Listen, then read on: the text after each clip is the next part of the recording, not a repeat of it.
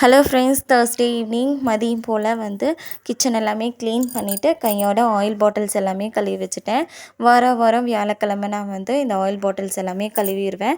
அதனால் ஆயில் பாட்டில் பிடிக்கும் போது பிசு பிசுன்னு இல்லாத அளவுக்கு நான் எப்போவுமே பார்த்துப்பேன். இன்றைக்கி நைட் டின்னருக்கு பார்த்திங்கன்னா சப்பாத்தியும் பன்னீர் ரெடி பண்ணியிருந்தேன். பார்த்திங்களா, அந்த பன்னீரை வச்சு ஒரு கிரேவி மாதிரி செஞ்சிடலாம் அப்படின்னு சொல்லிட்டு தான் நான் ரெடி பண்ணிகிட்ருக்கேன். நான் எப்போவுமே என்ன பண்ணுவேன் அப்படின்னு பார்த்திங்கன்னா, சப்பாத்தியும் செஞ்சால் ஒரு 4 குருமா ரெடி பண்ணி வச்சுருப்பேன். அதை மட்டும்தான் செய்வேன். அதே போல் இட்லிக்கு ஒரு 4 சட்னி, தோசைக்கு ஒரு 2 சாம்பார் அப்படின்னு சொல்லிட்டே நாள் போயிடும். புதுசாக ஏதாவது ட்ரை பண்ணணும்னு நினைப்பேன்.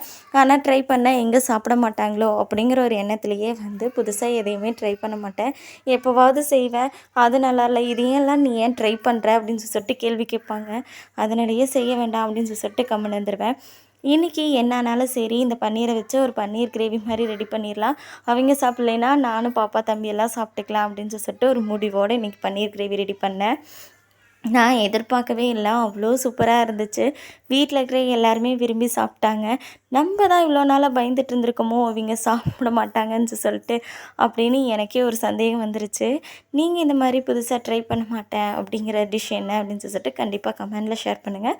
தேங்க்ஸ் ஃபார் வாட்சிங். Keep supporting me. பாய்.